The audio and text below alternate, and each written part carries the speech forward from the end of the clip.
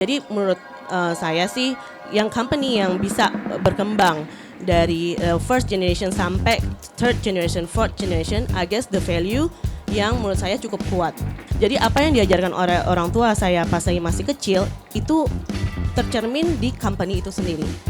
Jadi karena trust itu juga sangat penting, benar-benar harus dilempar di hutan, terus ya harus belajar sendiri, di R&D sendiri, di project juga harus mungkin dimaki-maki klien yang belum terpasang kok kayak gini seperti ini. Jadi lebih ke trust itu sih yang kita kembangin sama inovasi-inovasi.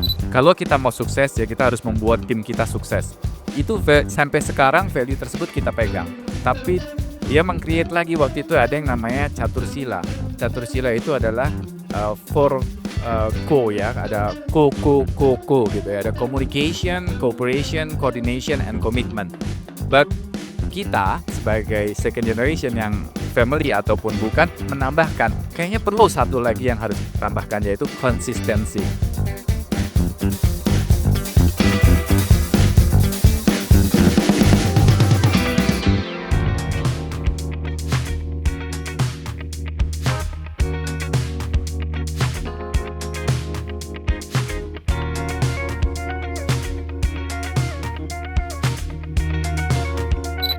Jadi welcome to a special edition of Habitus Podcast.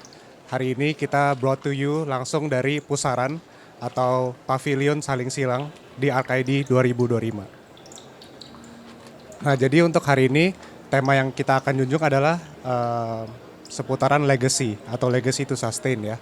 Nah, di mana menurut saya dengan adanya teman-teman yang sudah hadir di sini dan juga panelis yang sudah dari Saling Silang ada di sini, kayaknya kita bisa dive a bit deeper nih mengenai legacy dan bagaimana industri arsitektur sekarang ini sangat bergantungan dengan legacy, maupun itu dari sisi profesional ataupun dari sisi founder. Yeah. Nah, mungkin aku mau kasih waktunya sebentar untuk guest kita dan kolaborator kita untuk ada perkenalan sedikit. Thank you. Halo, saya Joshua dari Woodlime Indonesia. Kita adalah company yang bergerak di bidang wood engineering, so we're wood consultants. Kebetulan kita juga bisa manufaktur. Salam kenal semuanya. Halo, saya dengan Zaki Makarim dari Malka. Kita actually furniture provider, tapi karena kita punya fasilitas pabrik, jadi kita bukan hanya bisa buat furniture saja, tapi bisa buat macam-macam yang salah satunya ada desain-desain dari teman-teman desainer yang unik-unik yang ada di sini. Thank you. Halo, saya Parama Suteja dari La Palma Landscape. Jadi kalau La Palma Landscape itu kita bergerak dari bidang landscape end-to-end dari design, build, maintenance, dari ujung ke ujung semua bisa kita lakukan. Halo, nama saya Jenfilia Suandre. Saya punya beberapa brand, cuman yang paling utama adalah Hendro ketawa. paling mungkin bukan utama, cuman yang paling pertama yang saya pegang adalah Sandi Mas Intimitra Sunday. Kami spesialis di blinds dan partition. Hai, saya Justin Giraldo. Saya dari STK International. Kami bergerak di bidang aluminium door and windows. Thank you. Saya dari LIM dan kami adalah Backstreet Boys. Ini udah kayak Blackpink aja nih ya. Ya, saya tukang anyamnya ini Pusaran, BioLiving. Makasih. Oke, terima kasih semuanya buat intronya. I think listening to your intros, one thing become clear ya, bahwa industri kita tuh selalu bergerak, selalu ada perubahan. Dan I think legacy itu bisa menjadi satu privilege, tapi juga bisa menjadi satu challenge. Nah, mungkin kita bisa mulai dari sana. Kalau dari masing-masing dari kalian, apakah ada pendapat bahwa dari legacy itu apakah itu sesuatu yang menjadi challenge, apa itu justru malah privilege kalau memang bisa continue it properly? Mungkin Pak Zaki mau mulai? Oke, kalau kita bicara legacy sebetulnya saya sendiri sebetulnya bukan second generation di sini ya. Mungkin teman-teman kebanyakan second generation, tapi saya lebih ke profesional. Tetapi di kami sendiri, ya saya mungkin sebagai orang tengahnya yang menjembatani antara first generation dengan second generation nih di sini. Jadi yang paling penting kalau menurut saya kita harus tetap stick sama visi dan misinya dari founder, itu yang pertama. Second generation harus bisa mengembangkan sesuai dengan zamannya. Tentunya tidak mudah bagi seorang founder melihat second generation ini bekerja, sometimes nyeleneh banget sih gitu ya, karena founder agak ngeri gitu ya. But in our company actually we are open, so we are not seeing like family has to taking care the business gitu ya. Tetapi can be anyone. Like saya seperti saya sendiri, saya lebih ke profesional yang diberi tanggung jawab untuk memegang bisnis di Malka instead of family gitu loh ya. Jadi tugas saya di sini adalah memang ya selain menjalankan bisnis di Malka, tetapi juga saya bagaimana menggabungkan antara message yang dari founder lalu di second generation yang nyeleneh ini supaya lebih smooth jalannya, seperti itu sih. Tentu ya memang paling penting visi dan misi itu tetap harus kita jaga, dan komunikasi itu penting sekali buat kita, di mana kita harus terus mengkomunikasikan apa yang akan kita lakukan baik kepada second generation ataupun founder ya di situ. Itu sih menurut saya.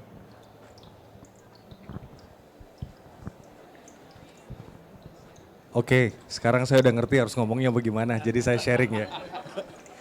Makasih Pak Zaki sharingannya. Jadi mungkin saya ceritakan sedikit terkait Woodlam juga, terkait family business ya. Jadi memang saya bisa dibilang tuh generasi kedua dalam pembisnis atau pengusaha kayu. Tapi sebenarnya Woodlam itu my own brand, so saya juga jadi first generationnya. Tadi Pak Zaki sempat sebut terkait, wah movement dari generation 1 ke generation 2, itu memang sesuatu yang sangat very difficult Pak. Saya masih ingat sekitar 10 tahun yang lalu saya balik dari kuliah, tiba-tiba masuk ke pabrik bapak gitu ya, kebetulan di kayu. Son, one day we have to take over this company. Waduh, gue bilang, pusingnya setengah mati Pak waktu itu gitu kan. Saya bilang sama dia, Dad, you've done this company for 40 years. You know so much. Gue anak baru kemarin nih.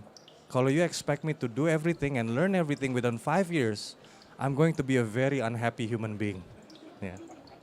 Jadi during that time, saya tuh masih ingat sekali, saya lagi ngobrol sama dia gitu kan, dan kita ya pasti generation first gen, very experienced, tapi kan very textbook gitu kan. They will focus on what works. Dan dia sangat resiko atau sangat takut jika anaknya ini mau menjalankan sesuatu yang belum tentu bisa gitu ya. Jadi saya inget tuh, tahun pertama, tahun kedua belajar di situ, saya bentrok sama ayah saya. Setiap hari saya bentrok. Dan bener, this is the way to do it. So akhirnya I said, wah saya nggak bisa, we have to create a corporate culture. Di sanalah kita mulai hire CEO, CSMO, so on and so forth. Ada juga di perusahaan kita yang bridging seperti Pak Zaki secara profesional. But that allow us, the second generation, to do something else, to learn more. Maka pada saat itu saya minta izin juga sama bapak saya, boleh nggak saya belajar? Karena one day, if I was to continue on the company, it has to be my people. I have to understand how to deal with rejection. I must understand how to build my own team. I must learn to do this and that, gitu ya. So puji Tuhan, waktu itu bapak saya kasih kesempatan dengan Woodlam, yang tadinya juga di-expect bahwa ini mah belajar aja lu paling 3 tahun gagal gitu ya. Puji Tuhan, akhirnya sampai sekarang masih bertumbuh terus. Tapi legacy itu seperti bapaknya bilang betul. It's all from the vision and the founder perspective. Forwardnya ini harus bagaimana gitu kan. Kalau kita kebetulan family-nya bergerak memang di pintu ya. So doors, exterior doors are the main product. Tapi saya juga ngeliat, wah gue kuliah jauh-jauh, masuk gue pulang gue ngurusin pintu, males banget kan. Rumah ini gue cuma bisa supply pintu doang, idealis gitu kan. Jadi pengen membelajar hal-hal yang lain, what else can we bring? Jadi ayah saya itu push 2 hal dalam usaha. Dia bilang, 1, we stick with what we know, meaning we grow that. Karena itu skillnya udah kita belajar dari kecil. Ya kan, so industri kayu, oke, saya stick di industri kayu. Tapi yang kedua yang dia selalu mendorong adalah, we have to be innovative. That's the most important thing when it comes to legacy. Ya kan? Legacy does not continue the day you stop learning, the day you stop innovation, right? Jadi dengan saya diberikan kesempatan itu untuk menjalankan Woodlam, I think Gen V also maybe Justin can say a lot about it later. Itu disitulah kita benar-benar ditaruh di battlefield, di battleground, di mana kita bisa benar-benar explore, di mana kita benar-benar bisa mencoba hal baru, kita bisa inovasi. Even if we mess up, itu nggak efek kepada main family business. Jadi legacy itu buat saya nomor satu adalah vision of the owner. Kita mau head towards what? Saya masih ingat saya pas kecil. I asked my father when I was 12 years old, Dad, kita kerjain kayu, emang what do you want to do? Ya kan? Saya masih ingat dia bilang sama saya, kok hari ini kita masih baru supply pintu aja. I hope one day gitu ya, kita juga bisa supply untuk yang lainnya dalam rumah itu. Dan funny enough, 20 years later gitu ya, Woodlam jadi supply bahan konstruksi buat bangunan rumah gitu kan. So the vision of the owner is very important. Tapi number two, the innovation must be kept alive. And that's what legacy is to me.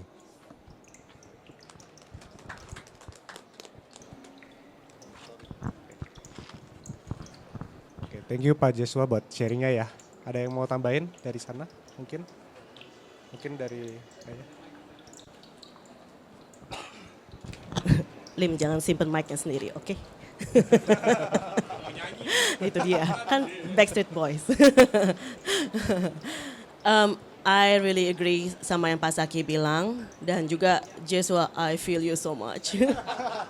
I think juga yang the second generation, Bapak juga second generation. Oke. I think semua nasibnya sama sih memang. Pas lagi awal-awal, sangat susah antara peralihan antara the first gen to the second gen. Saya the second generation yang nyeleneh sih Pak, benar. Jadi benar, as a family business, the company yang diciptakan itu adalah berdasarkan the value of the family itself. Karena orang tua kita membangun the business and then they have their value dan itu yang akan ditanamkan di company as well. Jadi menurut saya sih yang company yang bisa berkembang dari first generation sampai third generation, fourth generation, I guess the value yang menurut saya cukup kuat seperti itu, makanya bisa berkembang seperti itu. Jadi apa yang diajarkan oleh orang tua saya pas saya masih kecil itu tercermin di company itu sendiri.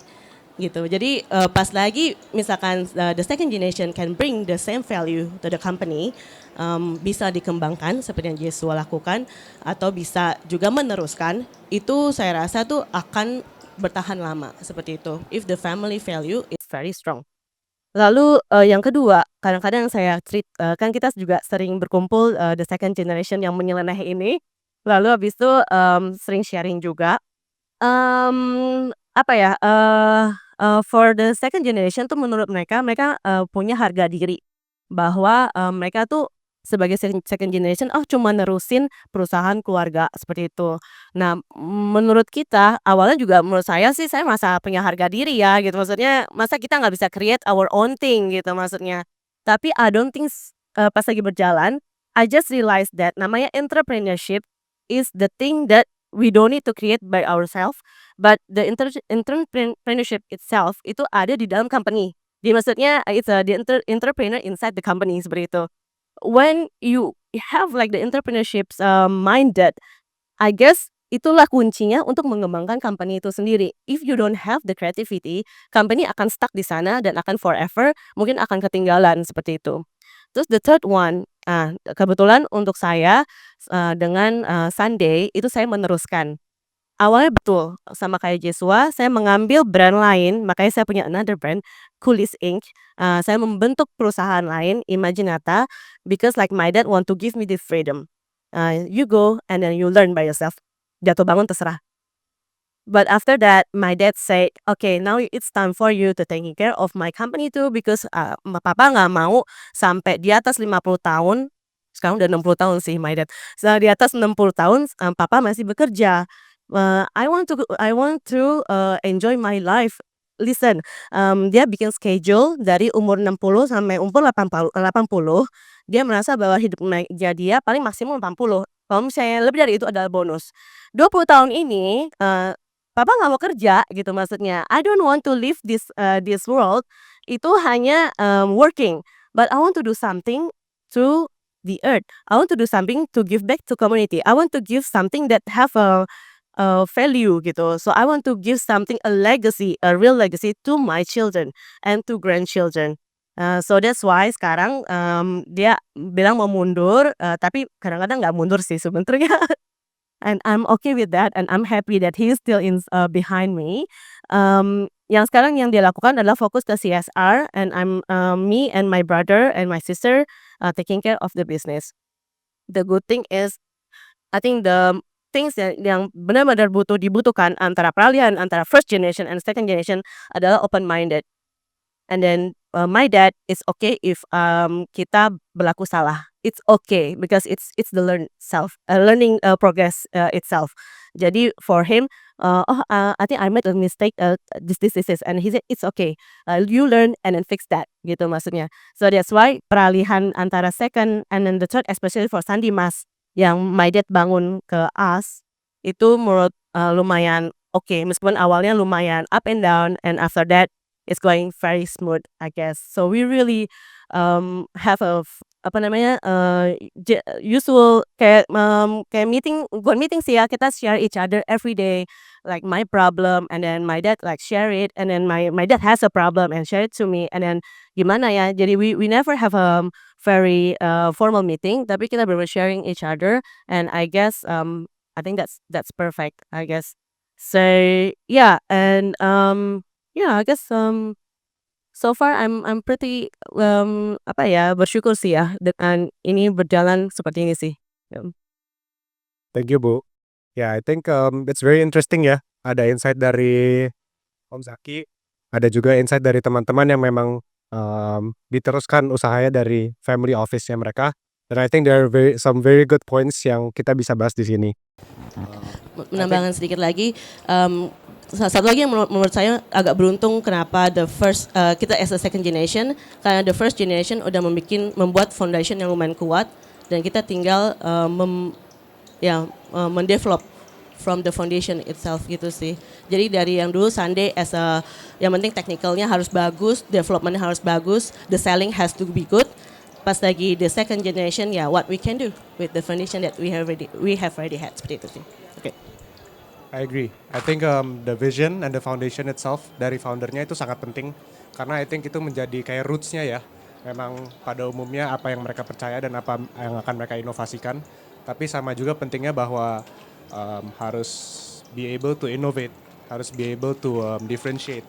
Kalau enggak, I think being terlalu konservatif itu juga akan kurang baik ya di industri sekarang. Nah, mungkin ke pertanyaan berikutnya, legacy itu kan selalu identik dengan tradition ya. Nah, kalau dari kalian yang sudah sekarang membantu di family office atau melanjutkan perusahaan, apakah ada tradisi yang dimana yang kalian pertahankan atau ada yang diubah nggak sih?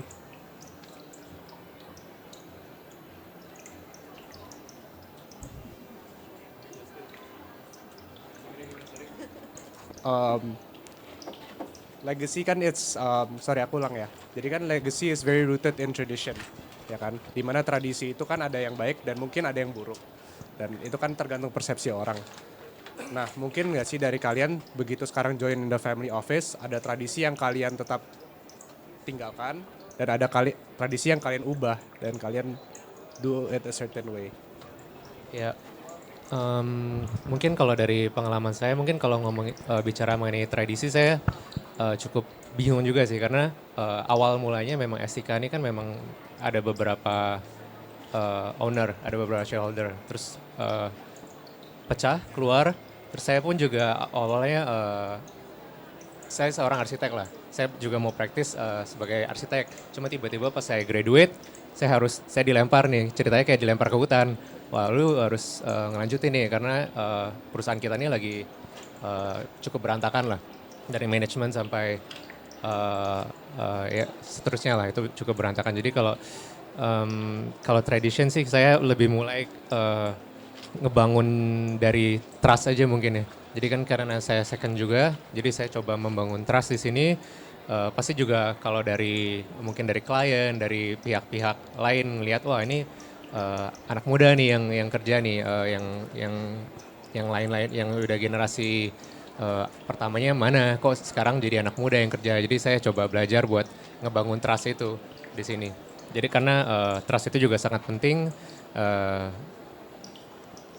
Ya karena gimana ya, kalau saya itu benar-benar harus dilempar di hutan, terus saya harus belajar sendiri, di R&D sendiri, di project juga harus mungkin dimaki-maki klien yang belum terpasang kok kayak gini seperti ini. Jadi lebih ke trust itu sih yang kita kembangin sama inovasi-inovasi. Kayak misalnya dulu mungkin aluminium itu hanya sekedar kaca dan jendela. Mungkin sekarang kita juga udah bisa inovasi, bisa kita collab dengan By Living, dengan Malka, mungkin dengan kayu juga bisa, dengan marble. Jadi lebih ke inovasi-inovasi itu sih, terus berkembang lah kita. Itu sih. Oke, thank you.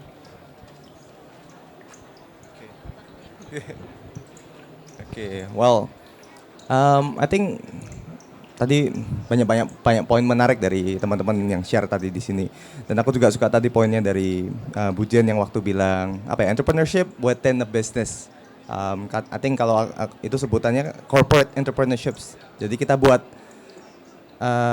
sebuah bisnis within the business. Nah, itu juga salah satu yang saya ingat waktu saya balik ke Indonesia. Jadi saya 9 tahun di Amerika. I just got back here to Indonesia last year. Jadi waktu balik juga ya benar kayak tadi seperti dibilang kayak dilempar ke hutan aja gitu. Beneran di hutan soalnya kita jualannya tanaman ya. Dan jadi banyak hal-hal yang berbeda waktu kalau saya kerja di Amerika, belajar di Amerika kan very structured, very corporate. Kalau misalnya di biro-biro design firm and whatsoever itu pasti sangat formal lah semua. Nah, waktu balik Indonesia ternyata culture-nya pun berbeda gitu dan harus banyak yang saya menyesuaikan. Nah, tapi waktu saya diberi kesempatan, oke coba kamu nih coba kalau kamu nerusin belajar nih dari papa sama mama gitu ya. Nah, saya bilang, "Oh, nggak bisa exactly kayak gitu, karena ini berbeda dengan value yang saya dapat nih dari Amerika," gitu. Coba saya mau lakukan, tadi seperti Pak Zaki share juga, perubahan gitu, dan itu biasanya first generation langsung takut gitu, "Wah, perubahan apa nih?" Gitu, langsung kayak ngeri gitu. Dan tapi yang saya thankful juga, orang tua saya supportive. "Ya, kamu nggak apa-apa, yuk mau ngelakuin apa terserah, tapi jangan di sini, you buat lingkaran lagi yang kayak tadi Bu Jen bilang, company with a company." Nah, itu di mana saya buat, subsidiary dari La Palma. Waktu itu saya buat La Palmara Landscape. Di mana saya misalnya merasa, oke, ini papa mama nih harus tambah landscape architect nih, desainer harus gini gini gini gini gini. "Oh ya nggak apa-apa, tapi kantornya harus pisah ya." "Oke." "Oh ya, tapi kita harus tambah pegawai buat ini." "Oh nggak apa-apa, tapi kantornya harus pisah." Menurut saya itu juga menarik ya. Jadi pertama saya kayak, wah ini support tapi kok nggak di-support gitu rasanya gitu. Tapi I would say itu cara orang tua ingin mendidik anaknya gitu loh istilahnya. Jadi kalau semuanya dituntun, disuapin gitu kan nggak belajar. Tapi ternyata, dari apa ya, kita dilepas tapi juga masih diliatin ya, di-guide gitu, kita belajar gitu kalau melakukan kesalahan nggak langsung misalnya nggak langsung ditolong gitu misalnya. Ternyata saya hire orang gini-gini, ternyata hire-nya kebanyakan gitu kan. Oh ternyata gini ya rasanya, oh baru kesantong gitu kan atau gimana. Nah, tapi dari situ belajar. Jadi I think there's so much thing that we can learn, dari antara kita tuh tidak diajarin secara langsung, tapi juga tetap diawasi. I think itu culture yang sangat membantu sih. Thank you Pak Parama. Yeah, I think very insightful ya to hear the stories from our friends. Nah, mungkin untuk saat ini kita boleh pindah alih diskusi ke arah Pak Zaki sama Mas Lim. Mungkin ada nggak sih kayak suka dukanya dealing with ada cross generational directions ya? Karena kan tadi kita sudah dengar bahwa kayaknya perubahan generasi itu bisa positif bisa negatif dan jujur juga banyak tantangannya ya. I think it's not easy to appreciate change sama in an era where sekarang the younger generations would love to collaborate gitu. Dimana mungkin in the first generation they're very very idealistic about what they want to do. Nah, mungkin boleh di-share insight-nya apa? Oke, mungkin dari keluh kesah dari second generation kayaknya ya. Seru-seru juga gitu ya. Tapi ya saya juga merasakan walaupun saya orang outsiders lah ya boleh dibilang. Tapi sebetulnya saya yang lebih berat juga ya. Karena saya di tengah-tengah nih between founder sama second generation. So how I make sure everything going well gitu ya. Ya memang seperti yang disampaikan bahwa first generation itu pasti punya dia sudah merasa bahwa this is that I'm doing from zero gitu sampai seperti sekarang ini, and then the second generation will do yang nyeleneh tadi misalnya gitu ya, itu yang ketakutan-ketakutan mereka. Nah, saya kebetulan karena sebagai orang luar ya outsiders di mana yang di-appoint sebagai untuk mengelola bisnis ini, ya saya harus sangat profesional menyampaikan kepada founder juga kepada second generation, ya ini yang this is what you paid for, buat ada saya di sini gitu ya, di mana saya harus menghargai dan mengerti bahwa value-value yang dibangun oleh founder itu sangat penting buat kita, dan sebagai second generation juga bisa menambahkan jika dilihat memang perlu ditambahkan. Contohnya, very simple kalau untuk founder kita. Dia punya apa namanya, satu filsafat yang sangat yang kita pegang sampai sekarang yaitu succeed above success, di mana kalau kita mau sukses ya kita harus membuat tim kita sukses. Itu sampai sekarang value tersebut kita pegang. Tapi dia meng-create lagi waktu itu ada yang namanya catur sila. Catur sila itu adalah four co ya, ada co gitu ya. Ada communication, cooperation, coordination, and commitment. But kita sebagai second generation yang family ataupun bukan menambahkan, kayaknya perlu satu lagi yang harus ditambahkan yaitu konsistensi. Jadi dari semua tadi udah cukup menarik, tapi dengan ada konsistensi itu akan lebih baik lagi gitu. Ya hal-hal seperti itulah yang harus saya harus menjembatani antara first generation dan second generation supaya karena nggak ada yang salah, nggak ada yang benar gitu ya. Maksud saya nggak ada yang salah gitu keduanya. Yang satu memang dia punya kekhawatiran, tapi kita juga harus memberikan pengertian bahwa sudah berubah nih dunianya. We have to do something yang nggak bisa seperti yang dilakukan 50 tahun lalu pada saat si founder meng-create bisnis ini gitu. Nah itu yang ya, tapi saya sebagai profesional tadi balik lagi saya bilang saya nggak bisa cuma diam aja, iya saja gitu ya. Kamu bayar saya sebagai profesional ya, ini yang harus saya sampaikan. Kita sama-sama, saya nggak bilang bahwa saya akan berhasil, tetapi didukung oleh first generation and second generation, kita lihat sama-sama jalannya seperti itu gitu. Jadi kalau di perusahaan kami memang kita nggak hanya melihat dari family saja, tetapi juga dilihat dari membentuk direksi-direksi kebanyakan dari profesional ataupun yang kita anggap berkompetensi kepada bidangnya masing-masing ya. Jadi seperti itu. Memang sudah cukup lama di industri ini dan di bisnis ini. Namun ya ganjalan-ganjalan tadi seolah-olah saya merasakan diri saya sebagai second generation tuh kayak apa ya kalau bapaknya lagi nyeleneh gitu ya. Bapaknya juga nyeleneh nah kalau saya bilang gitu ya. Tapi saya juga merasakan dari satu sisi kalau saya jadi bapak juga kekhawatiran saya membangun bisnis ini anaknya nyeleneh banget sih gitu ya. So can't you imagine lah. Saya seperti apa juga di tengah-tengah, jadi harus jadi wasit juga kadang-kadang gitu. Oke, thank you. Thank you Pak Zaki. I like the phrase ya tadi, succeed above success ya. I think that's really important for every team. Mungkin kalau Mas Lim ada yang mau ditambahin, mungkin apa ya? Kan sekarang kita harus deal with banyak mungkin sekarang ada yang senior, tapi juga ada yang younger generations. Mungkin kalau dari Mas Lim ada suka dukanya nggak in dealing with even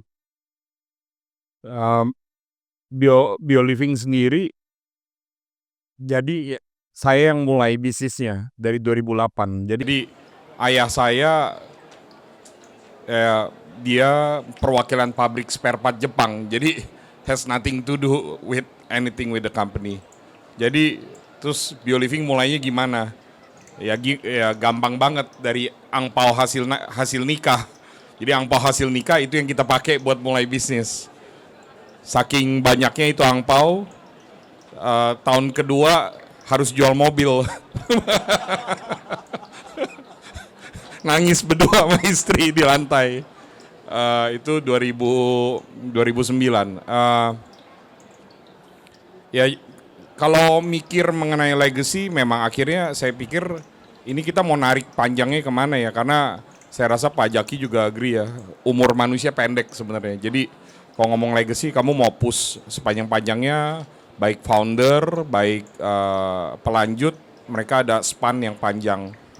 Lalu kalau saya pikir-pikir juga, kalau ngomongin mengenai trans generation, between generation punya challenge, mungkin ya ini salah satu tim saya, Nares. Jadi di saya itu sangat susah ngomong hubungan patahnya antara saya sama generasi selanjutnya gimana, nggak bisa saya bahas itu karena seluruh tim saya muda-muda. Jadi kita nggak ada yang namanya senior gitu, nggak ada senior. Lalu layer dari saya ke bawah langsung anak-anak Gen Z semua gitu. Jadi kita sama Gen Z gimana? Banyak yang menyatakan bahwa Gen Z sekarang lembek-lembek gitu kan.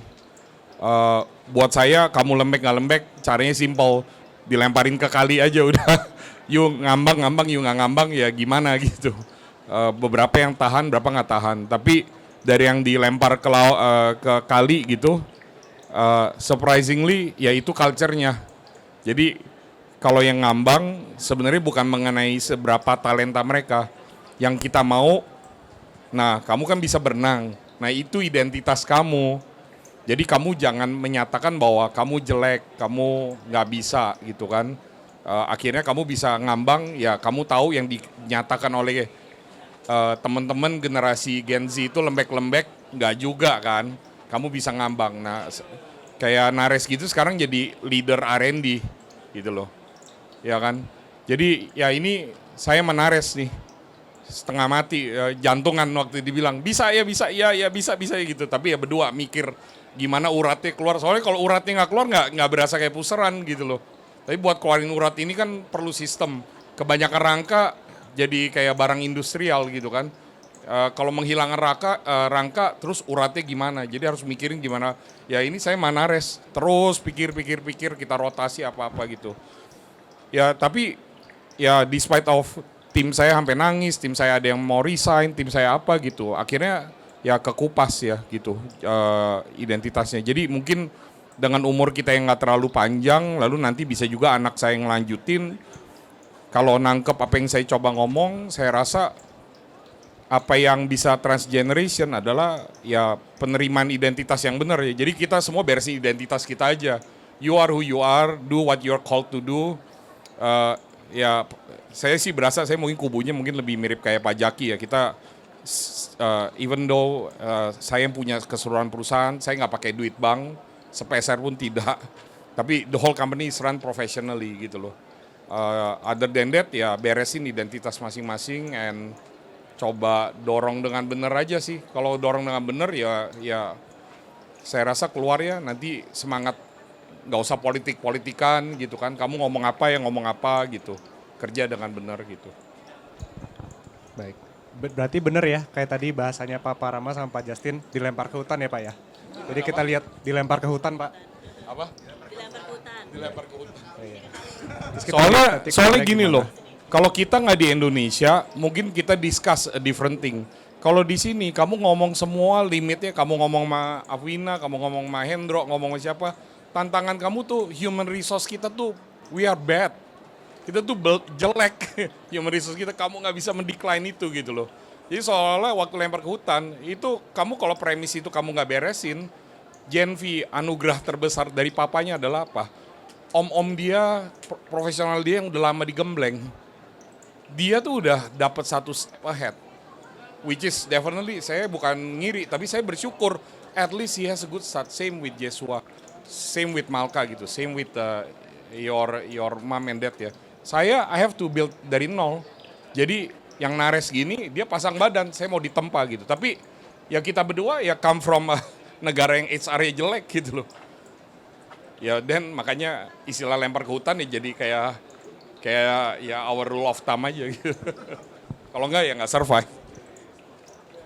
Ya, jadi dilempar ke hutan, kita lihat keluarnya gimana, keluarnya di sini semua. Masih pusing. Mendingan nyanyi. Oke, tadi juga udah di-share ya sedikit suka dukanya sebagai maybe the younger crowd ya, in a very old industry. Di mana industri itu selalu bergerak, selalu bertransform lah ya. Nah, mungkin boleh di-share nggak sih suka dukanya sebagai younger generations or maybe the next generation on how to deal with the perceptions of the industry?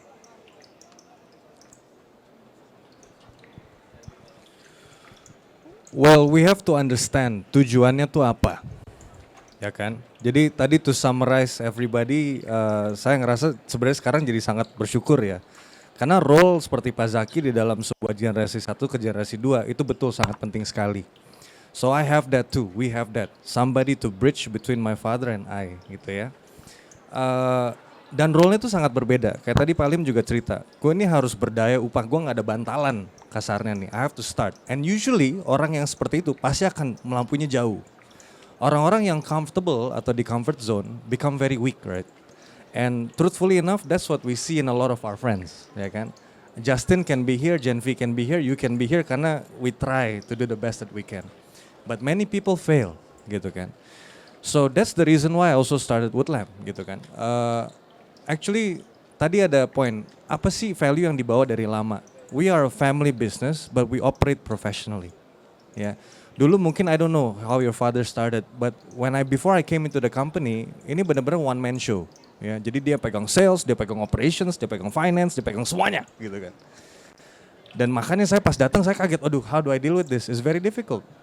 So we built that corporate structure. Ada satu orang yang nge-lead, di mana itu juga menjadi mentor saya. Karena bayangin nih, kita tuh udah kayak my father udah expert nih, kerja 40 tahun, udah ngerti dari A sampai Z. Kita yang masih bodoh denger mau ngomong aja pasti diomelin dong. Frustrasi kan pasti dia, gitu kan. Sehingga saya juga waktu itu membutuhkan sebuah mentor. Adalah di perusahaan kita namanya Pak Tanu Wijaya. Dia yang menjadi seperti Pak Zaki untuk nge-bridging itu.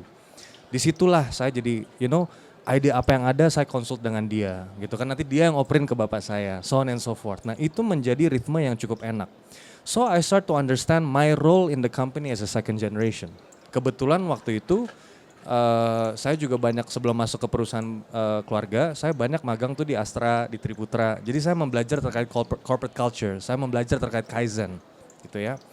So if we look at founders like Pak Lim, who have to build from zero idea to become something, sama kayak bapak-bapak kita mungkin ya, they found the business, they have to generate sales, they have to innovate, they have to create the product, create the market, do the R&D segala macam.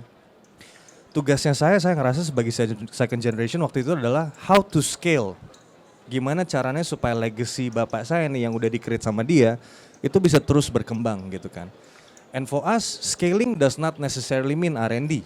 Does not necessarily mean ini harus jualan market baru, bukan. Tapi juga bisa scaling secara sistem. How do we build the company system? Gimana caranya kita ada flowchart, ada SOP, ada job description, ya kan, ada KPI yang bisa kita set, sehingga perusahaan itu bisa jalan dan terus berkembang secara organik, gitu ya. Nah, I felt that in my family business that was my role, gitu kan. Yang dulunya kita bisa ngerjain 20 kontainer, 25 kontainer, it came to the point we can tiba-tiba double within 3-year time, which is very short. Nah itu bapak saya kaget, maka itu kita dikasih kesempatan untuk buka sesuatu sendiri. Nah pas saya buka sesuatu sendiri, saya jadi belajar nggak cuman how to scale a business, tapi saya belajar how to find the business, how to generate that first founding gitu kan. Yang saya harus create market, saya harus develop product, saya harus R&D, saya harus di-reject di sales, ya kan. Saya harus do it with my blood, sweat, and tears. But through all that process, itu yang make me understand why we have to do what we do, why we have to fight. Karena tanpa itu, saya juga ngeliat bahwa akan ada legacy ke depan, gitu ya. So, all these 3 members must work together, gitu kan. Dari first generation, orang yang bridgingnya ini, lalu second generation nih. Gimana caranya kita semua duduk di satu meja, we can sepakat. Arahnya ke sini, berantem boleh, diskusi boleh, tapi arahnya kita ke sini gitu ya. Nah, itu yang kita jalanin sih selama ini. Yeah, that's my sharing. Thank you.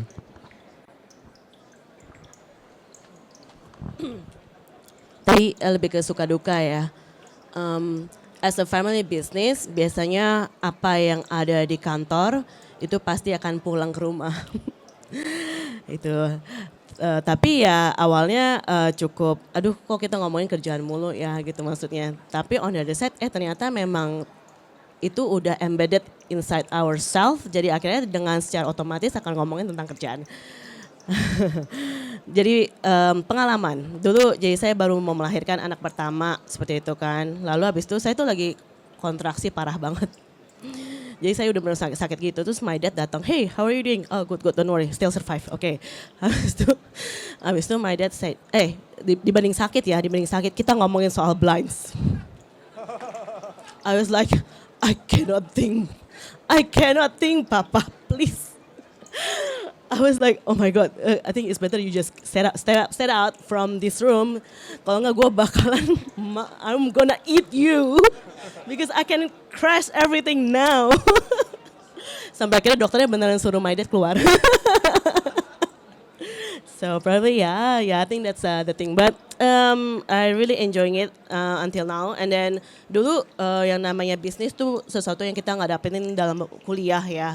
Soalnya kayaknya pas lagi mulai selesai kuliah, apalagi Mi juga kuliahnya as an architect sama kayak Justin juga. Dan tambah lagi I also saat itu ambil master juga.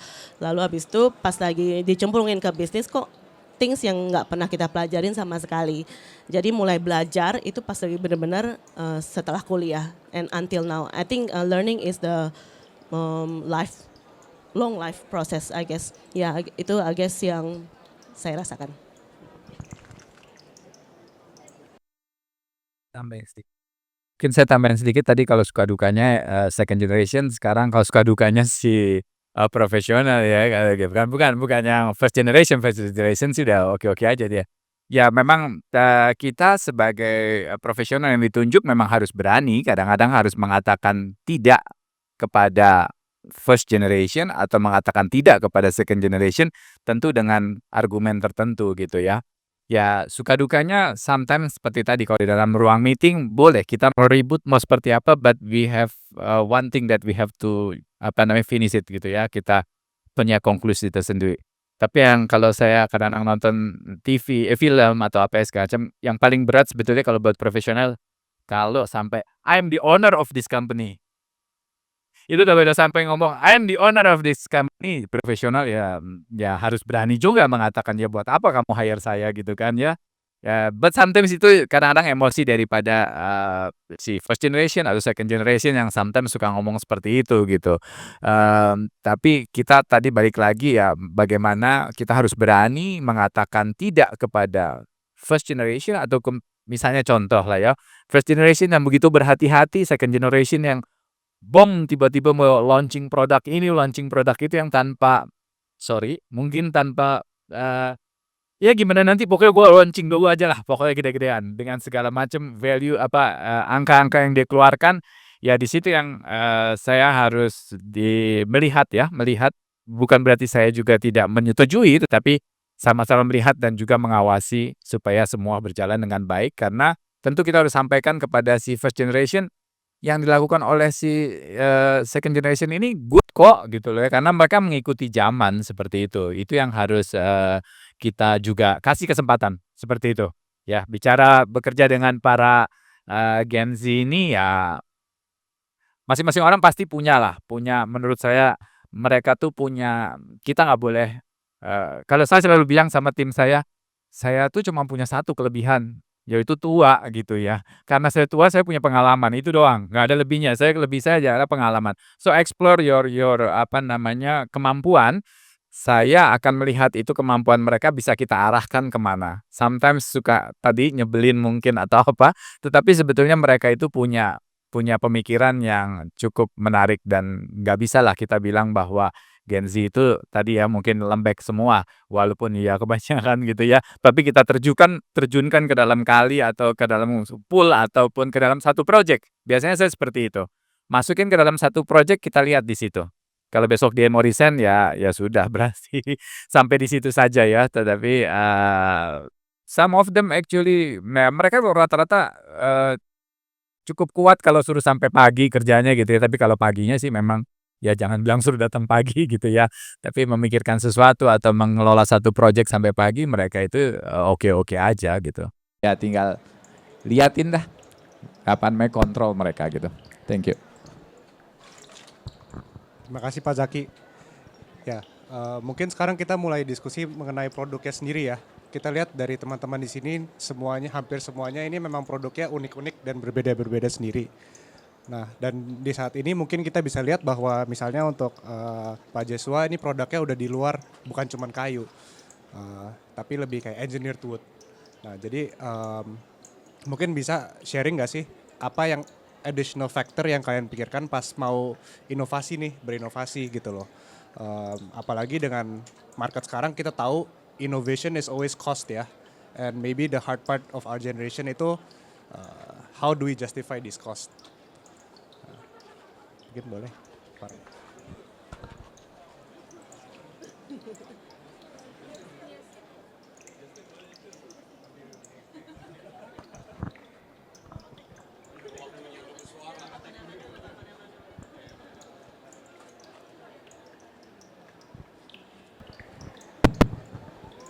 Sorry, coba diulangin lagi pertanyaannya.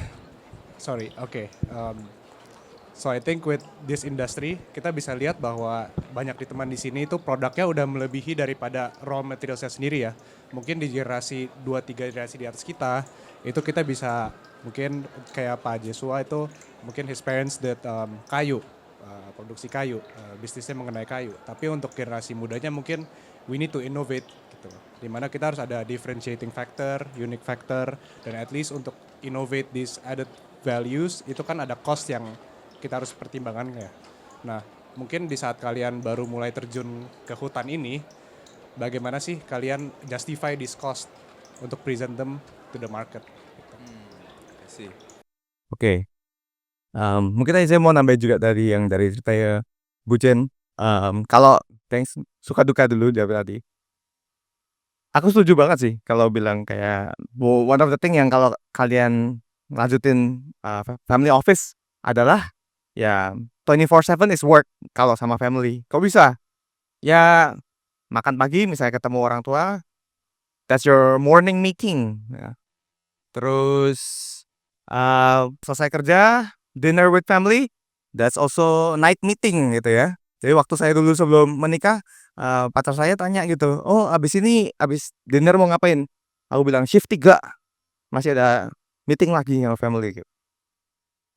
Tapi ya intermezzo. Jadi kayak value proposition apa yang bisa kita bawa gitu kan dari mungkin second generations. Waktu itu, jadi kalau di La Palma itu kita kebanyakan sebelum saya join mengerjakan landscape buat klien menengah ke atas yang luxurious misalnya, dari middle to luxurious projects gitu. Misalnya rumah mewah, hotel mewah, mall mewah dan lain-lain gitu. Tapi saat saya datang, saya lihat, oh ini mungkin ada market juga yang bisa kita sentuh. Misalnya, kenapa nggak kita sentuh mass marketnya gitu. Jadi saya, nah itu ide yang tadi mungkin Pak Zaki bilang ide gila second generation yang, aduh ngapain ngerepot-repot gini kalau sama mass market seperti itu gitu kalau orang tua saya lihat. Tapi kalau kita nggak pernah mungkin saya tunjukkan nih dengan data, angka dan lain-lain itu menarik. Tapi pasti orang tua akan selalu tanya, ya coba kamu silahkan kalau kamu lakuin. Tapi di luar circle kita yang kamu buat kantor silahkan, tapi jangan di kantor sini.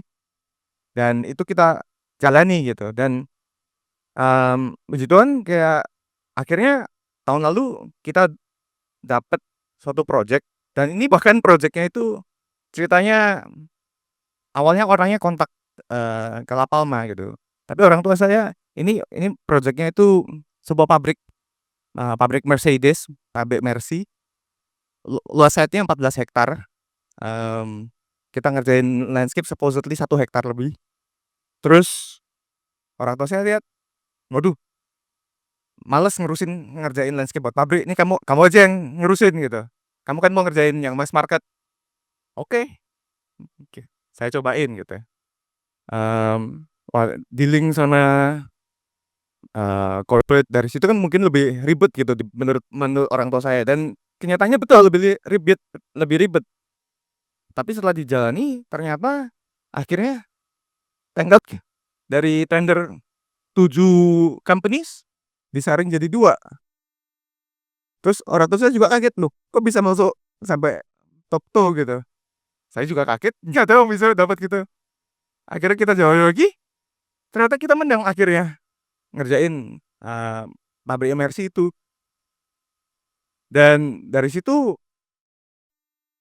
akhirnya mulai muncul trust gitu, seperti kayak, oke, ternyata bisa juga ya kita lakukan seperti ini. Dan akhirnya itu awal mulanya Palmara Landscape juga masuk ke bidang yang subsidiary-nya La Palma yang ngerjain landscape untuk mass market.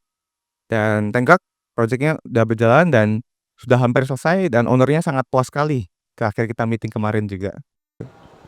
Nah, mungkin kita akan masuk ke segmen terakhir ya, di mana kita mau bahas the legacy movement. Mungkin not only about the personnel atau mungkin dari the generation itself, but maybe also the legacy idea. Nah, mungkin saat ini kan industri seperti yang kita bahas tadi, industri-industri besar ini mungkin memang udah exist ya. Nah, cuman mungkin boleh nggak sih di-share beberapa insight dari kalian, legacy movement apa legacy idea ke depannya ini? Basically a collaborative effort, apa ide yang baik untuk kedepannya setiap dari masing kita industri ini improve satu sama lain atau untuk mengembangkan industri arsitektur di masa depan ini. Nah, mungkin bisa dimulai share. Ayo Om. Gue ngomongnya beefnya enak loh. Kita semua setuju legacy. Mestinya Wagyu. Sorry bro. Boleh ulang ya. Masih belum bangun tidur. Oke, saya ulang ya. Jadi mungkin untuk kita mau bahas the legacy movement, apa the legacy idea. Not about just the personnel, tapi untuk kedepannya nih, untuk industri arsitektur nih kedepannya pasti kan ada perubahan generasi ya. Seperti tadi yang dibahas juga mungkin umur manusia itu tidak sepanjang itu. Tapi I believe mungkin not just about dari sisi vendor, dari produk, mungkin dari sisi desain. I think there's a sense of legacy or an idea yang pasti setiap dari foundation atau founder itu pasti mau diteruskan sampai bawah. Nah, mungkin bisa di-share kayak kalau ada harapan nih ke depannya itu legacy movement apa legacy idea dari each of you guys itu bentuknya seperti apa ya? Ya kalau dari Estika mungkin bicara lebih ke teknis ya. Kalau dari sistem itu kayak seperti kalau dari Estika kan kita kan tadi balik lagi nih aku ngomongin soal development produk juga. Kalau dari Estika tuh sebenarnya kita juga dari sisi budgeting buat R&D itu ada. Pasti ada tiap tahunnya kita ada budgeting untuk R&D, tim R&D kita pun juga ada. Cuman di samping itu kita karena material kita itu ada profile lonjoran, jadi kita ada waste juga tuh. Dari waste itu kita coba buat develop. Dari waste itu kita develop, kita R&D dan kebetulan banget juga di ArcID ini kita juga ada platform lah di ArcID ini buat kita show hasil dari desain development kita. Yang dimana juga akhirnya ArcID ada, kita kayak kemarin tahun 2000 berapa ya kemarin ArcID 2022 kita buat sliding yang cukup nyeleneh lah. Jadi awalnya mungkin sliding yang kita lihat itu tegak lurus, vertikal atau kotak-kotak. Ini kita malah ditantang sama arsitek juga buat sliding yang miring gitu. Dan kita bisa lakukan lah di sana. Nah itu mungkin berawal dari R&D dan berkembang dari pertanyaan yang terakhir juga mengenai legacy itu lebih ke sistem sih. Dari Estika kita betul juga kata Joshua tadi kita kembangin dari saya di sini di KPI mungkin dari development produk juga dari profesional yang ada di Estika kita coba lebih kembangkan lah dan nggak dimanjakan lah. Jadi ada beberapa punishment and reward itu juga perlu lah buat ke depan. Jadi mereka juga ada satu sense buat memiliki perusahaan ini juga gitu. Sistem ke depan sih kalau dari Estika mungkin lebih ke motorized system, juga kita lagi ngembangin juga satu fasa sistem yang bisa, kita kan ada sistem folding nih, mungkin nanti ada sun dia bisa ngikutin shading dari sun, dari barat ke timur, jadi mungkin shadingnya dari tutupnya di barat di kanan, nanti dia kalau udah ke timur mulai sore dia mungkin bisa belok, mungkin lebih ke sistem-sistem kayak gitu sih. Sama lebih ke explore produk kita. Kalau Estika tuh aluminium itu bukan cuma sekedar kotak-kotak aja, tapi kita bisa bending seperti sini yang kita lakukan, kita bisa collab dengan Malka, bahkan dengan produknya Palim pun kita juga bisa collab. Lebih ini sih, kita lebih dinamis lah kalau dari Estika buat ke depannya. Boleh nggak saya challenge terbalik? Saya challenge terbalik begini. Saya rasa Pak Jaki juga agree. Kita itu cuman bisa melakukan atau memberikan perubahan yang bisa kita manage. Jadi mau generasi gimana pun, anything that we do from our dad or to the next generation, pokoknya bottom line-nya it has to be manageable. Tapi manageability factor-nya berubah nih. Contoh ya, Jeswa, kamu lagi ngerjain bangunan 12 lantai pakai kayu kan? Oke, ya jadi itu stretch of boundary. Mungkin kalau papa kamu ngapain sih Jas, gak ada duitnya, bla bla bla, resiko ntar tukang lu ketimpa, bla bla bla gitu kan. Tapi di kamu faktor manageability kelihatan. Itu A. Lalu ke Zaki, project IKN tuh nggak main-main kan. Tapi kalau kita ngomong IKN, wah Zaki hebat nih, perusahaannya cuan, bla bla bla gitu. Menurut saya enggak. Kita harus ngomongin speednya, lu bisa lawan mereka nggak gitu loh. Tapi under Malka, kita kan juga tahu kalian ngerjain data script buat BMJ kayak gimana. Ya kan, berarti kita tahu agility dalam negosiasinya pun mengerikan. Saking mengerikan harga faktor mereka itu jauh melibas GGS. Ini kita ngomong market ya, jadi kita jangan ngomong teori-teori nih. Ini reality. Lagi COVID, Malka data script kerja seperti apa kita tahu gitu kan. Contoh ini faktor B ya, faktor B. Malka bisa ngerjain ada magnitude gitu ya. Nah terus ngomongin Parama. Parama kamu ngerjain yang tadi kan manageability lagi. Buat ngomongin skala lebih gede ya buat landscape ya. Gen V itu a new generation founder among us ya. Dia ngerjain kan Jeswa tahu ya 120 ngomongin siapa si KLI, ngomongin si Mil, Darren. Tapi kamu tahu nggak mereka ngomong apa mengenai Gen V? Saya bocorin nih. Mereka berasa mereka mau kerja sama Gen V, kenapa? Karena Gen V program community-nya itu kenceng. Jadi kalau mau ngomong manageability Gen V, despite of kelihatannya wah, ntar one fine sky, ntar gini. Tapi manajemen dia tuh kalau ngomongin event, saya mau berangkat September sama arsitek ke Jepang, udah beres jadwalnya sama dia. Beli tiket juga belum, udah tahu kapan berangkat, kapan pulang, apa-apa gitu loh. Termasuk kamu ya. Dua-duanya bikin kinetic system kan, bikin motorik juga kan. Nah, mungkin nggak kalau memang kita setuju ngomong manageability, berarti kita semua agree dong, standarisasi is a must in the company. Agree nggak? Nah, oke deh, ini kan saling silang. Saling silang kan ekosistem. Mau arsiteknya bisa Reski, bisa Weni, bisa siapa gitu loh. Ya sebenarnya menurut saya challenge-nya tertarik gak bikin prefab system bareng?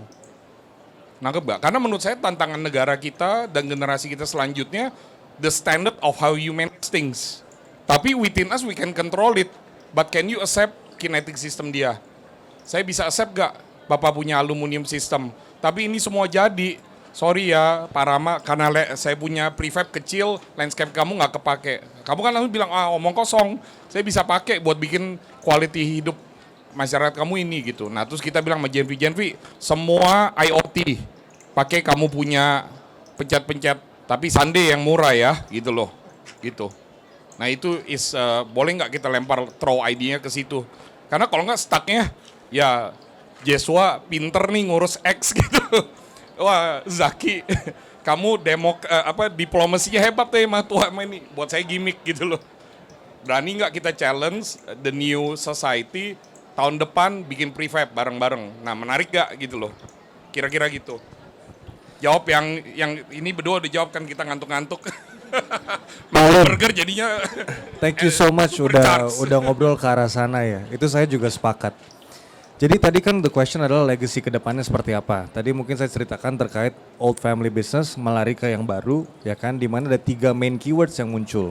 Yang pertama adalah inovasi, kedua adalah konsistensi, ketiga itu harus ada persistence, ya kan.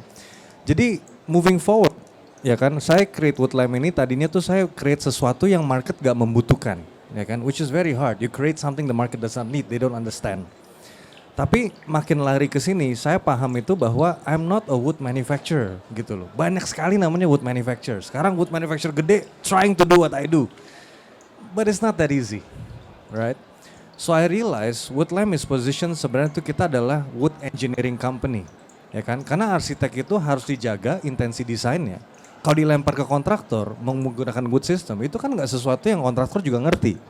Itu perlu ada saya, ada Woodlime untuk nge-bridging itu agar intensi arsitek ini terdeliver dengan benar. Kedua, tadi Pak Lim membicarakan terkait prefab gitu ya. Kalau prefab, nah itu saya jadi semangat tuh pembahasannya. Kenapa? Karena saya udah ada shell-nya. Saya udah ada beberapa shell yang bisa gerak. Tinggal Justin masukin dia punya aluminium. Tinggal Genvi masukin dia punya. Tinggal Pak Malka masukin something gitu kan. The shell is under my control, ya kan. So the question is, kenapa kita sekarang udah bahas prefab bertahun-tahun tapi nggak jalan?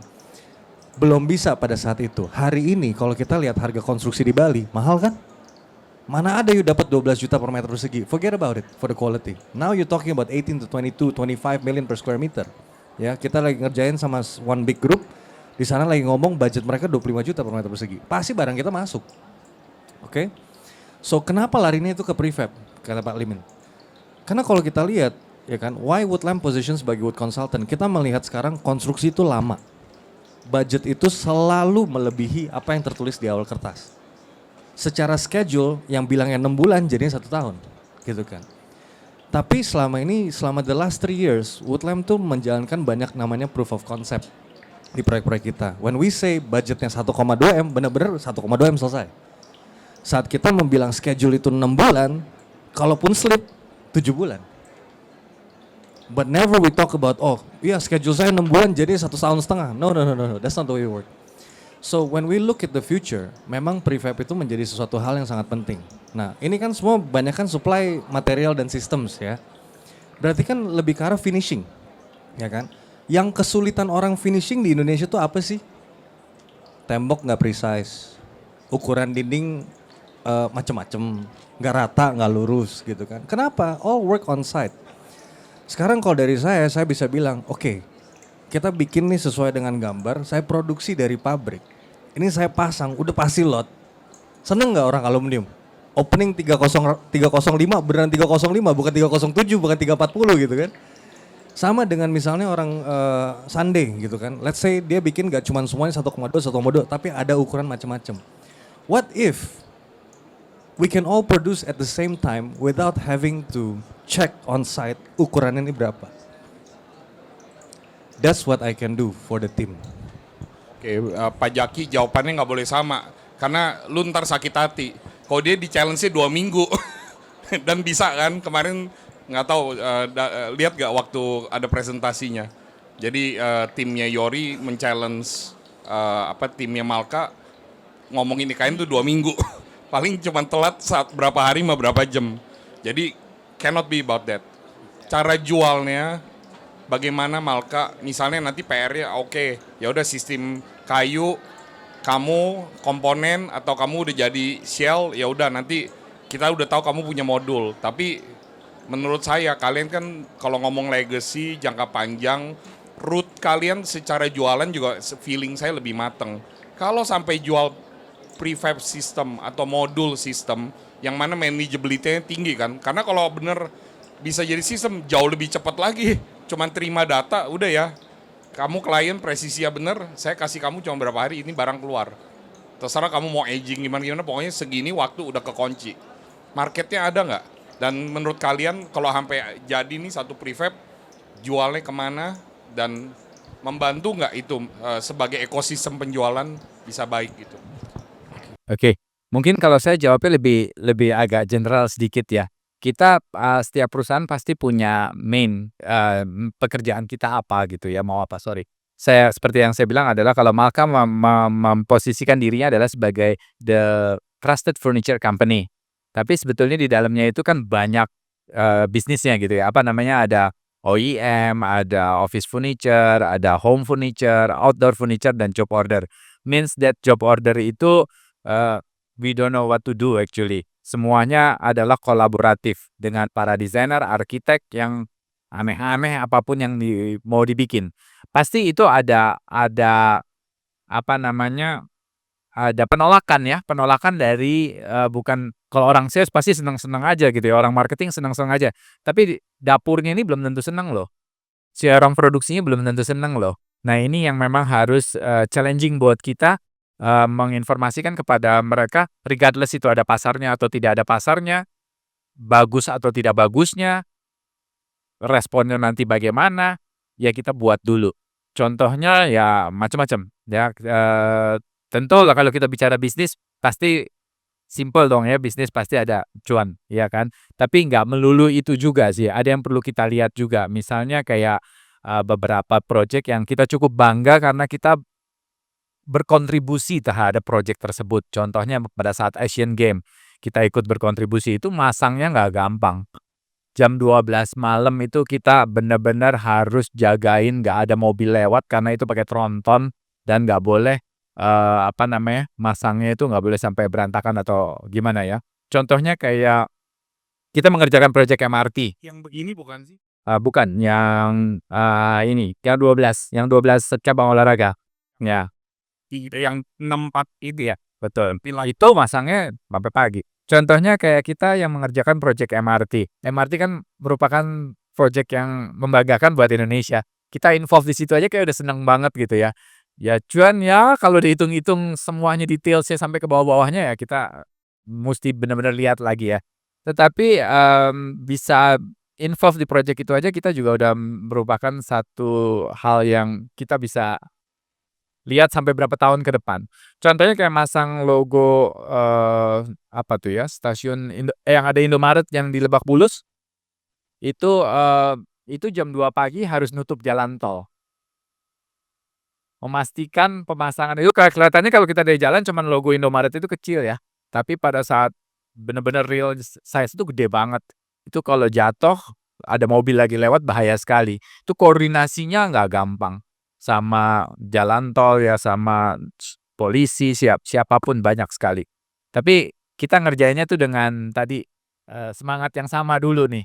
Memang orang di produksi pasti orang di bagian dalam, aduh ribet banget sih, kita kan the trusted furniture company, kenapa sih bikinnya yang aneh-aneh gitu. Pasti ada penolakan seperti itu. Tapi kita selalu informasikan kepada mereka nggak melulu furniture aja kok. Karena pas sudah jadi, sometimes kita bangunkan juga semangat mereka, kebanggaan mereka, itu buatan gue loh. Itu yang saya coba bangun kepada mereka. Ya tadi mungkin kalau yang disampaikan bahwa bagaimana ke depannya ini ya memang tugas kita memang harus nurturing. Karena seperti mungkin bapaknya Genvi juga, gue umur sekian nggak mau kerja nih, gue pengen jalan-jalan aja gitu ya. But again, ketakutan kita adalah siapa yang akan replacing us gitu ya. Kalau kita tidak mendevelop dari sekarang, tidak nurturing dari sekarang, dari jauh-jauh hari harusnya kita sudah nurturing orang-orang yang bisa kita lihat one day mereka adalah calon-calon pemimpin yang untuk meneruskan company kita gitu ya. Karena we are 51 years in the market, so I would like to have another 50 years but at least gitu ya. Nggak gampang dengan goncangan ekonomi yang dari dalam, dari luar segala macam, ya memerlukan not only financial matter tetapi orang-orang juga yang harus punya kekuatan untuk menghadapi itu semua gitu ya. Non-value system ya. Ya. Karena kan kalian in demand value systemnya udah ada ya. Pokoknya jam segini-segini ya, feeling saya harga itu juga mesti merepresent itu. Kalau nggak dikerjakan kan. Ya. Tapi kalau selama itu memang sudah dijawab iya, berarti mau legacy manapun ya itu harus di-fulfill kan. Betul. Berarti demand harus ada value, tapi tim juga harus commit terhadap value management tersebut kan. Itu loh. Mungkin bedanya kalau dulu si Malka ini sebetulnya kalau dulu itu dia hanya manufacture aja. Dia hanya bikin, dia hanya dapur yang dikepalai oleh seorang factory directors. Sekarang ini berbeda. Mereka bukan hanya membuat tapi mereka juga menjual.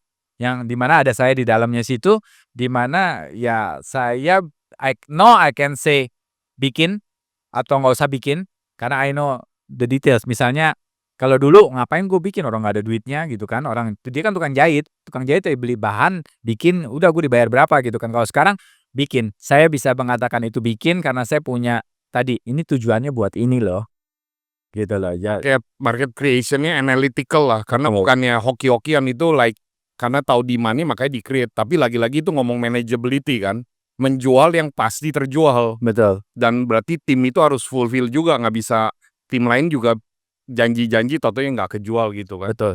Ya itu yang tentunya ya memang pasti ujung-ujungnya kalau kita lihat ya, kalau bisa research dan lain-lain sebelumnya memang sudah ada, dan kedepannya kita bisa, tentu apa yang kita create ya kita bisa pasarkan. Kalau lebih bisa berguna itu kan lebih enak ya dibandingkan cuma sekali aja gitu loh, kalau menurut saya. Kalau dulu kan soalnya papa kita jual apa yang nggak ada.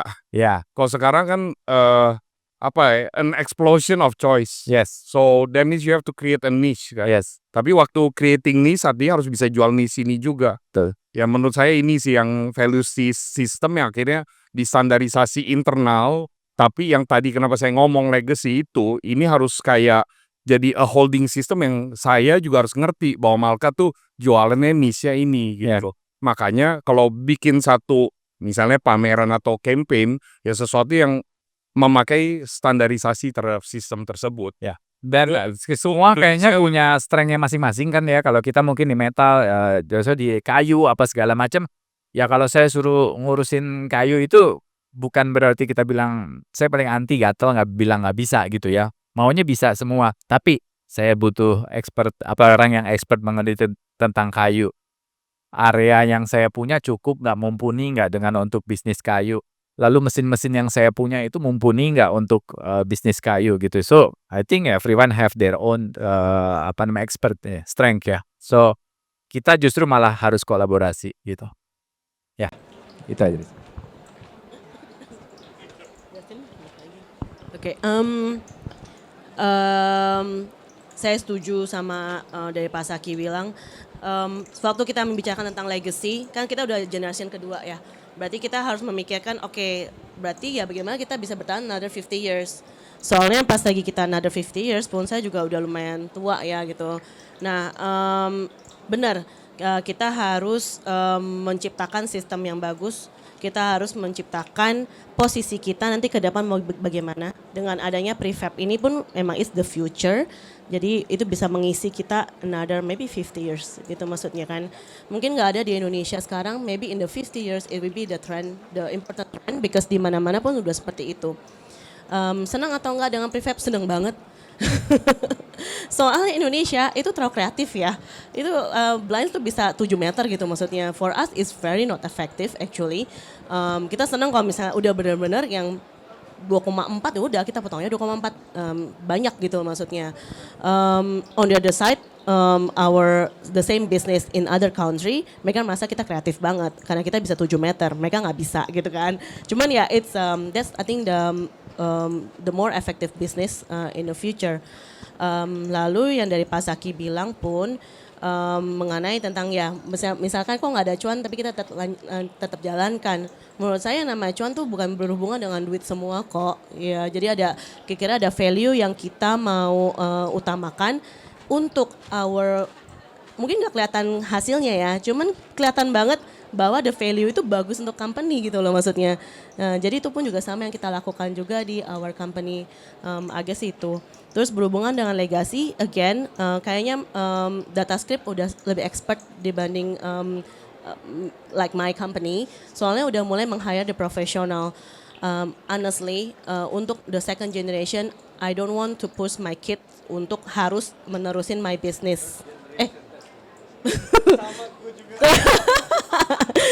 Third generation gak mau push my kid untuk nurusin bisnis. Even though dulu my dad juga ngomongnya gitu. Cuman kadang-kadang di belakang dibisikin, you know what, kalau misalnya business blinds, you can go around the world loh. Bilang kayak gitu.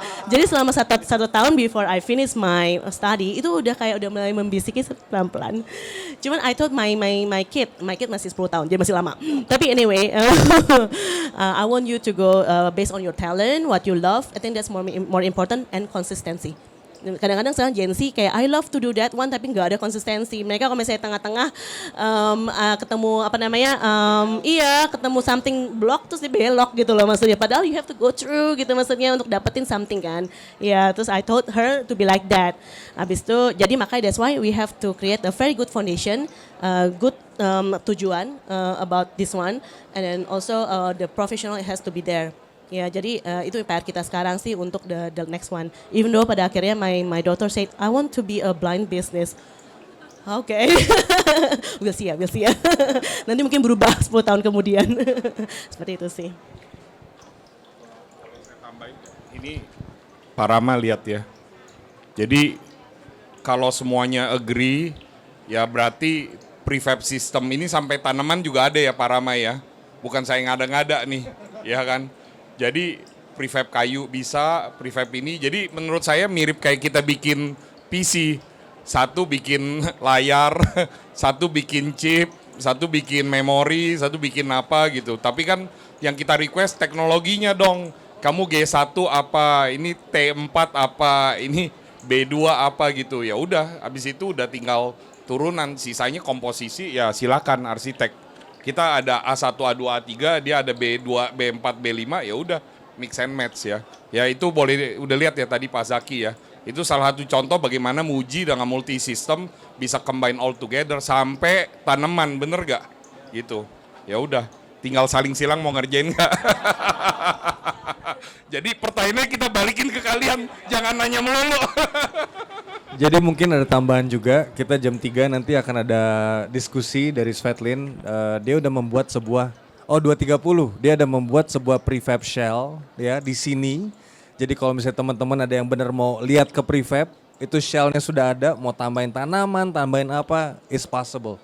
And let's see the opportunity how we can co-sell this, even together with Malka for the roofing or whatever material. Ya, so itu aja sih. Thank you so much everybody. Thank you so much everybody for the time ya, sama the insightful sharing about the topics discussed today. I think kita sebagai vendor agree bahwa sama seperti saya tadi discuss sama Joshua, kayaknya memang ada baiknya perlu ada sistem ya gitu loh.